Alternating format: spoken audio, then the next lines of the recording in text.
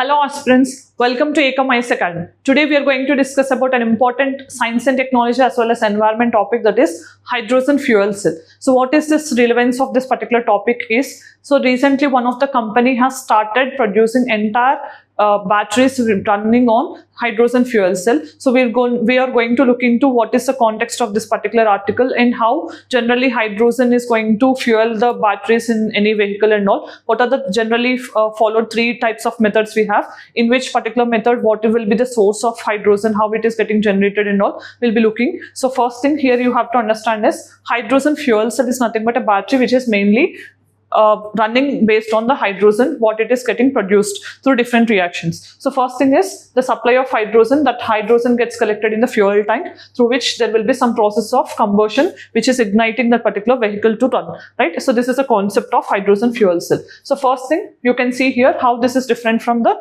normal lithium ion battery. So this is how in appearance also the size also is getting very compressed, and you can say so charging wise also it is very efficient, because in the recent times every government or every country is also trying to explore and use as much as hydrogen as they can, because it is one of the most abundant element in the universe. At the same time it is renewable also. For these reasons hydrogen and its related applications are increasing in the recent times. And in the recent times we also have National Green Hydrogen Mission that was also released by Government of India, launched by Government of India in the recent times to promote hydrogen as an renewable option also. Right, so you can see this is how it is going to operate. Hydrogen is there, so you are getting heat as well as some electricity will be generated, and oxygen is also sent, hydrogen and oxygen together, and water is the only output or the thing you can get in return. So there is won't be any emission of carbon emissions. That is why it is considered as clean and fuel. Then as part of TSPSC Group 1 mains test series, we are going to launch a program called Sankalp, where we are going to conduct 74 tests in total with 63 sectional tests and 11 grand tests starting from 26th July, covering all 6 papers. So you will have an advantage of writing 480 answers in hand before. That will definitely give an edge over others. This is going to start from 26th July, and for the registrations you can call on the number displayed. And there is also an essay and ethics module under guidance of Major SPS Oberoi sir. So he has an experience in guiding so many students with respect to essay and ethics. So this will consist of 25 hours of essay module. At the same time different topics also will be covered in the form of practice essays also. There will be constant support with respect to essay and ethics, and early board offer is also there, so you can avail 20% discount on the actual price if you enroll in the recent time. Okay, then why we are going to discuss about hydrogen fuel cell is this particular company called MV Sea Change. So this is the world's inaugural company or commercial passenger which has prepared a vehicle fuel completely by zero emission hydrogen fuel. So as I told you, we are sending hydrogen as well as oxygen as the input, where these are combusting and we are getting electricity generated, and this particular electricity doesn't release any emissions but only water is getting released. So this is how it is becoming a clean source of energy.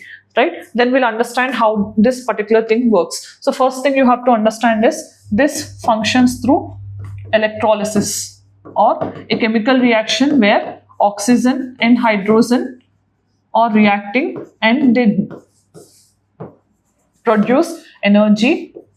This is the mechanism through which this hydrogen fuel cell works. But what is the benefit?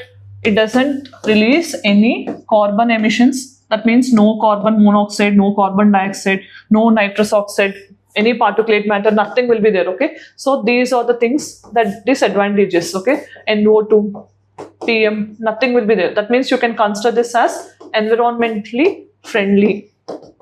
It's a clean fuel, right? And another thing is, hydrogen is most abundant also, so you need not explore for very scarce materials like lithium and all. So instead of using conventional lithium ion batteries which you are using in EVs and all, so we can rely on having this hydrogen which is most abundant element. At the same time you need to know what are different methods of producing hydrogen fuel. So traditionally we have these 3 methods.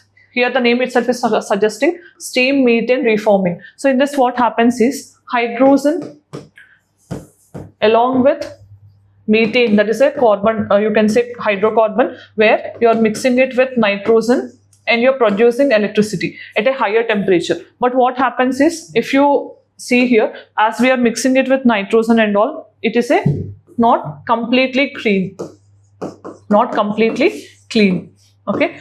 That means there will be some carbon emissions released. This is one traditional technique used. Then we also have electrolysis. Just now we have seen electrolysis is nothing but where oxygen and hydrogen are combusted at higher temperatures so that there will be only one outcome along with electricity, that is water. So this is the best method where there won't be any release of carbon emissions. Then what we do under thermochemical processes, generally at a very high temperatures,